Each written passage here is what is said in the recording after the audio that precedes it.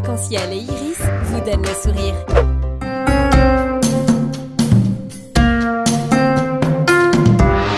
Cinq colonnes à la une. Notre invité cette semaine s'appelle Mathieu Buche. Il est directeur de l'Action chrétienne en Orient, l'ACO. On parlait de cette histoire qui dure maintenant depuis 100 ans, un organisme qui va fêter justement son centenaire l'année prochaine et un organisme qui intervient justement en relation avec le Moyen-Orient. Aujourd'hui, on vous propose justement de s'immerger un petit peu dans le contexte de ces églises du Moyen-Orient.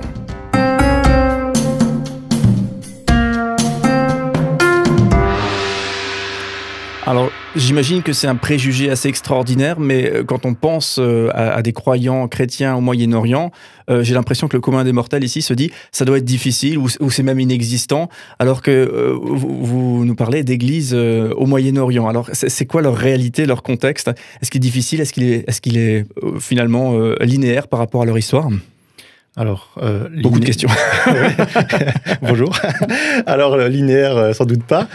Le christianisme est né en Orient. Donc, il faut peut-être se rappeler que voilà, les premières communautés chrétiennes, c'était en Palestine, c'était en Asie mineure, la Turquie aujourd'hui, c'était en Syrie, c'était même au-delà de l'Empire romain. Souvent, on dit que le christianisme se développait dans l'Empire romain, oui, pour la partie orientale et occidentale de l'Empire romain, mais au-delà de l'Euphrate, dans Mésopotamie, mais en Perse, il y a eu aussi très tôt des églises. Donc, parler des chrétiens d'Orient, c'est un terme générique pour en fait parler d'une multitude d'églises qui se sont développées dès les premiers siècles. Donc, être chrétien en Orient, c'est revendiquer une histoire qui a 2000 ans, qui est connectée quelque part à l'évangile des premiers siècles directement. Donc non rattaché à l'église catholique, si voilà, alors, l'histoire chez nous, européenne. Ouais, alors oui et non, il y a tout. C'est-à-dire c'était trop simple. Voilà, c'était trop simple. Alors ouais, pour schématiquement dire les choses, dans les premiers siècles du christianisme, il n'y a pas un Vatican unique, on va dire, il n'y a pas une organisation unique des églises. Il y a différentes patriarcats ou métropoles. Antioche, Jérusalem, Constantinople, plus tard Rome, Alexandrie, en Égypte.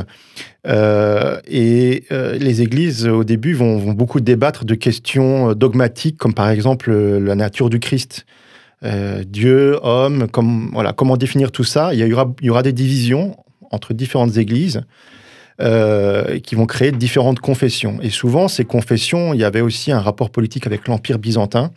Donc, des fois, on était contre la centralité de l'Empire byzantin, donc en Constantinople, en Orient, mais aussi par rapport aux langues qu'on parlait. Voilà, donc ces premières églises, il y avait le grec, mais il y avait aussi le copte en Égypte, il y avait l'arménien en Arménie, il y avait, pas encore l'arabe, mais le syriaque, une langue orientale, une langue sémitique, qui était très connue à l'époque.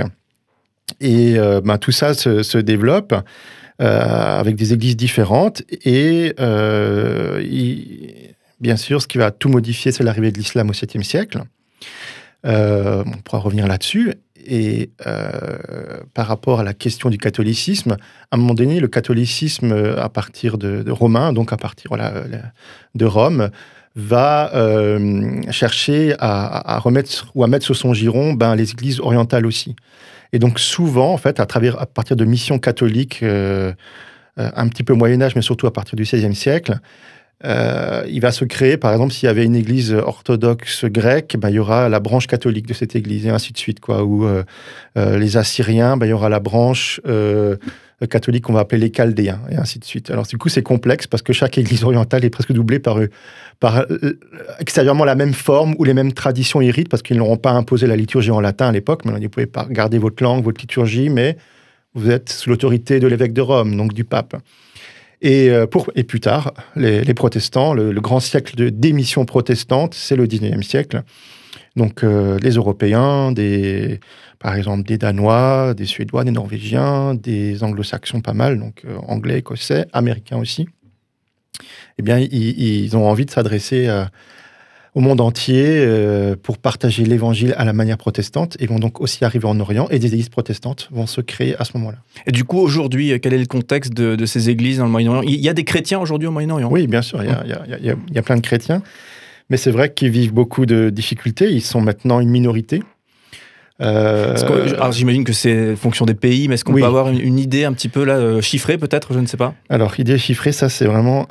c'est compliqué, j'imagine. C'est compliqué parce qu'en fait, avec tous les conflits récents, il y a eu beaucoup d'immigration, beaucoup de déplacements de population, beaucoup de gens qui partent en exil. C'est presque l'histoire du siècle passé.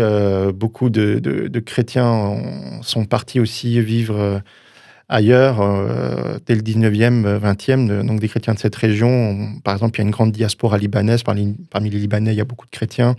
Mais ça a commencé tôt pour des raisons économiques, mais aussi des fois pour des raisons politiques et par rapport à des conflits. Alors, le pays où il y a le plus de chrétiens, dans le pays arabo-musulman, il y a plus de chrétiens, c'est l'Égypte. En Égypte, vous avez 100 millions d'habitants, mais on peut estimer qu'entre 8 et 12%, alors on va dire 10%, tiens, donc 10 millions d'Égyptiens sont chrétiens, qu'on appelle coptes. Et, les coptes représentent 10 millions, donc 10% de la population. Ouais, à peu près. Alors c'est toujours difficile à estimer, il n'y a pas de statistiques officielles, mais alors eux vont gonfler un peu les chiffres souvent.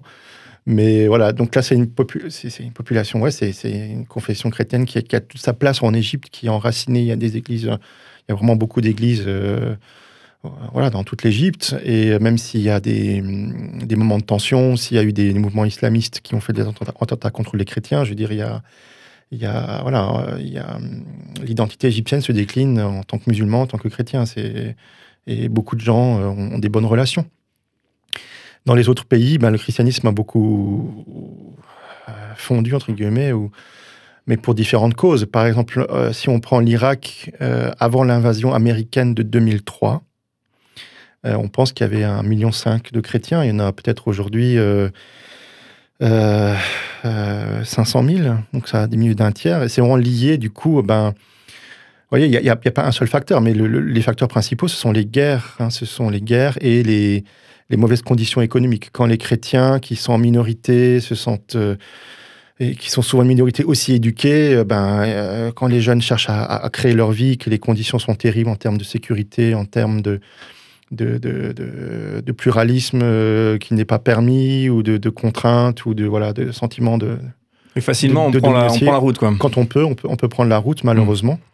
Alors que les églises là-bas font tout pour maintenir leur communauté vivante sur place. Mais c'est clair que, en Irak, après toutes les guerres civiles qui ont suivi l'invasion américaine, qui était une catastrophe, vraiment, tout le monde le dit aujourd'hui, mais c'est vraiment aussi pour ça une catastrophe. Puis ensuite, les dernières années avec Daesh, qui était en Irak et en Syrie, ça a aussi modifié, fait plein de choses, fait déplacer les populations. Et là, justement, aussi, sûrement un cliché sûrement alimenté de réalité, mais aussi fantasmé, j'imagine. Est-ce que c'est dangereux d'être croyant chrétien aujourd'hui en Irak, par exemple, ou dans ces pays, où finalement, effectivement, il y a des attentats, il y a des méfaits, mais effectivement, ils sont médiatisés comme en France, on aurait l'événement dramatique qui est fortement médiatisé. Alors... oui, c'est dangereux, mais oui, c'est dangereux aussi pour les autres musulmans. C'est-à-dire que l'insécurité est telle que, on ne peut pas isoler le sort des chrétiens du sort du reste de la population. En tout cas, c'est mon point de vue. Mm-hmm. Alors bien sûr, on peut beaucoup parler des chrétiens persécutés, et il faut soutenir les communautés chrétiennes, mais il faut le repasser toujours dans le contexte de ce que traverse tel ou tel pays. Il est clair que les mouvements islamiques radicaux, fanatiques, Al-Qaïda, Daesh, ils ont des fois des intérêts à toucher les chrétiens pour faire parler d'eux, pour toucher aussi l'Occident par ricochet. Mais en fait, il y a plus de morts et de victimes musulmanes, en fait, de tous ces groupes terroristes. Par exemple, ces groupes comme Daesh ou comme Al-Qaïda, ils détestent encore plus, j'ai l'impression, en tout cas ça dépend des périodes et des phases, les musulmans chiites, puisqu'il y a cette grosse aussi division entre le chiisme et le sunnisme dans le monde musulman. Et donc la version musulmane chiite est un peu exécrée par les mouvements qui sont de nature sectaire. Donc on va détester celui qui n'est pas tout à fait dans la même logique de foi ou de croyance ou d'opinion, de conviction. Donc voilà, c'est clair que actuellement être chrétien, ça va dépendre des pays, mais ça peut être vécu comme quelque chose d'insécurisant. Mais si vous prenez la situation générale avec l'histoire de ces dernières années, en Irak, en Syrie, en Égypte aussi, suite au printemps arabe, à tout ce qui a pu se passer, c'est toute une population qui souffre, quoi. Et pour être honnête, les pasteurs que je connais me disent, voilà, on ne peut pas réduire l'analyse de la situation en disant les chrétiens sont persécutés, c'est ça le seul objectif, le seul facteur. Non. Les chrétiens sont une minorité et ils sont des fois pris en otage, ils n'ont pas d'armée, généralement, ils sont pas investis dans ces conflits, ils sont des proies faciles, ils ne représentent plus l'enjeu non plus majoritaire, quoi. Et voilà, c'est... Et donc, ils peuvent être des victimes pris en otage, mais en fait, les enjeux sont souvent ailleurs, quoi. C'est souvent le pétrole, c'est souvent des luttes d'influence, c'est souvent ce conflit sunnite-chiite. Donc, c'est très complexe tout ça, quoi. Mais passionnant. Oui. Oui, on bénéficie, Mathieu Buch, directeur de l'Action chrétienne en Orient, de votre regard justement sur cette situation au Moyen-Orient et tout particulièrement justement la réalité des églises qui sont sur place dans ces différents pays. Et alors j'étais choqué du chiffre 10% de la population égyptienne justement est copte, donc chrétienne. C'est des chiffres, moi, qui me surprennent. Alors j'imagine que c'est pas forcément des chiffres qui sont connus d'un large public. Est-ce que peut-être on a un autre exemple de pays, on parlait de l'Irak, on a parlé de l'Égypte, un autre exemple de pays où on peut avoir un rapide décryptage de la réalité des églises sur place? Alors, il y a un pays qui détonne dans la région, qui a tout à fait une histoire particulière, c'est le Liban. Au Liban, il y a vraiment beaucoup de communautés chrétiennes, musulmanes et encore d'autres communautés religieuses très différentes. Et le pays a été quelque part est né de ces différences, puisqu'il y a la fameuse montagne libanaise où se réfugiaient pendant des siècles des minorités religieuses persécutées, dont des chrétiens, mais aussi des minorités musulmanes ou d'origine musulmane qui n'étaient pas acceptées par la majorité. Et la France, durant son mandat dans les montagnes libanaises, a quelque part, avec les forces religieuses et politiques du pays, a mis en place le Liban actuel dans ses frontières, on va dire. Justement, il y a un siècle, en 1920. Et donc, au Liban, il y a une grande diversité religieuse. Il y a 18 communautés qui sont reconnues, dont les protestants. Mais alors, vous allez avoir les Arméniens, apostoliques, vous allez avoir les Maronites, grande minorité chrétienne, les Druzes, donc les chiites, les sunnites, etc., etc. Et on pense qu'il y a un siècle, il y avait à peu près, on pense, un peu plus de la moitié de la population libanaise était chrétienne. Mais aujourd'hui, on est plutôt à 30%. Mais c'est un pays, du coup, qui a l'habitude de la coexistence plus que d'autres pays, où il y a le jeu du poids de chaque communauté qui est important, mais où, finalement, il y a aussi plus de liberté religieuse et plus de possibilités aussi, dans un monde moderne et pluraliste, de pouvoir passer d'une religion à l'autre, éventuellement, même si on ne le clame pas toujours haut et fort, quoi. Mais voilà, c'est un pays où la possibilité d'être chrétien est beaucoup plus simple. Oui, c'est un pays que vous connaissez bien et on vous interrogera vraiment en détail sur le Liban. Et justement, avant de vous lancer, ce sera tout à l'heure, sur le Liban, une dernière question donc concernant justement l'action chrétienne en Orient. Donc, il y a ce constat, il y a cette réalité, il y a une dynamique d'entraide en direction de ces églises au Moyen-Orient qu'on évoquait tout à l'heure. Concrètement, qu'est-ce qu'on peut faire ici si on a à cœur des gens qui sont en difficulté, si on se dit tiens, j'aimerais bien aider, qu'est-ce que je peux faire? Il y a ce constat d'impuissance. Et est-ce que l'Action chrétienne en Orient préconise quelque chose? Alors, avec nos partenaires qui sont principalement des églises protestantes, donc minorité dans la minorité, c'est les chrétiens les moins nombreux, moins de quelques milliers de personnes, voilà. Avec ces églises protestantes dont on est proche, on va soutenir les projets qu'ils nous proposent. Ça peut être dans le domaine de l'éducation, dans le domaine de l'aide à la vie paroissiale en construisant des bâtiments, dans le domaine de la santé, enfin voilà, donc pas mal de choses lors de la diaconie, de l'entraide, sur le moyen et le long terme. Mais c'est aussi répondre justement aux situations d'urgence quand par exemple, suite à l'explosion qu'il y a eu, on va parler sans doute tout à l'heure, à Beyrouth, où toute la population syrienne qui souffre, comment dans ces situations catastrophiques on peut aussi aider aux chrétiens dans leur vie quotidienne pour qu'ils puissent rester sur place, qu'ils puissent survivre, chrétiens, et aussi ceux qui s'adressent aux églises, parce qu'on ne limite pas l'aide selon la confession, quoi. on est ouvert, quoi. Et peut-être pour revenir, si on a encore un tout petit peu de temps, à la question, cette fameuse question des persécutés victimes. Ces dernières années, à juste raison, on a beaucoup parlé des chrétiens d'Orient dans le fait qu'ils risquaient de disparaître, que avec les guerres, les conflits, les fanatismes, il fallait s'occuper d'eux, les protéger, etc. Mais il ne faut pas les réduire au statut de victime, ce serait un piège, quoi. Ils se ressentent pleinement citoyens de leur pays, ils veulent contribuer à la construction de leur pays, et ils ne veulent pas rester cloisonnés dans leurs églises, quoi. Ils veulent être acteurs. Et un pasteur et théologien syro-libanais que je connais bien, Hadi Gantous, qui est aussi un ami, il défend ça vraiment très fortement. J'aimerais bien le citer. Avec plaisir. Alors, il y a tout un article qu'il a écrit dans notre revue Le Levant, mais juste un petit paragraphe.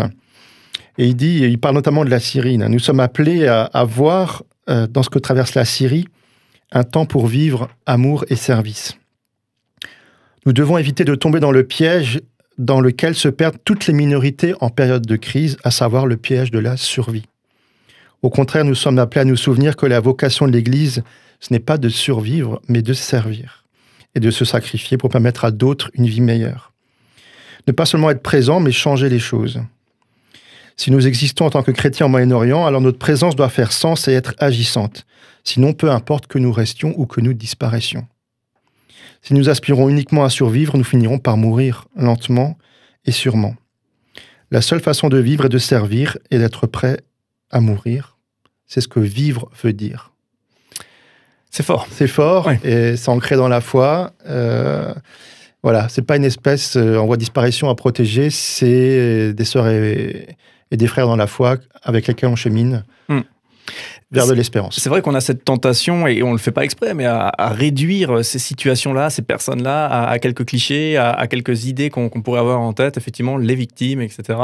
Et certains films ou autres qui nous projettent des images dans la tête par rapport à ces réalités-là n'aident pas, certainement. Donc merci pour votre expertise, merci pour cette photographie que vous nous proposez aujourd'hui, Mathieu Busch, du Moyen-Orient et des églises plus particulièrement au Moyen-Orient. On le rappelle, vous êtes directeur de l'Action chrétienne en Orient, l'ACO. Il y a un site internet également, je ne l'ai pas noté, mais j'imagine actionchrétienne-en-orient.fr.com, on googlise et on y est, c'est ça? Voilà, vous tapez Action chrétienne en Orient, si vous voulez dessus, vous rajoutez Strasbourg derrière, vous arrivez sur notre site qui est tout frais, il a été refait récemment. Parfait, avec des infos, effectivement, je l'ai visité. Et donc, vous êtes l'invité de cette semaine, hein, Mathieu Busch, et on parlera ensemble encore du Liban, justement. On va approfondir cette situation qui fait de l'actualité en ce moment et aller en profondeur, effectivement, sur la réalité de ce pays, en tout cas la réalité que vous connaissez de ce pays.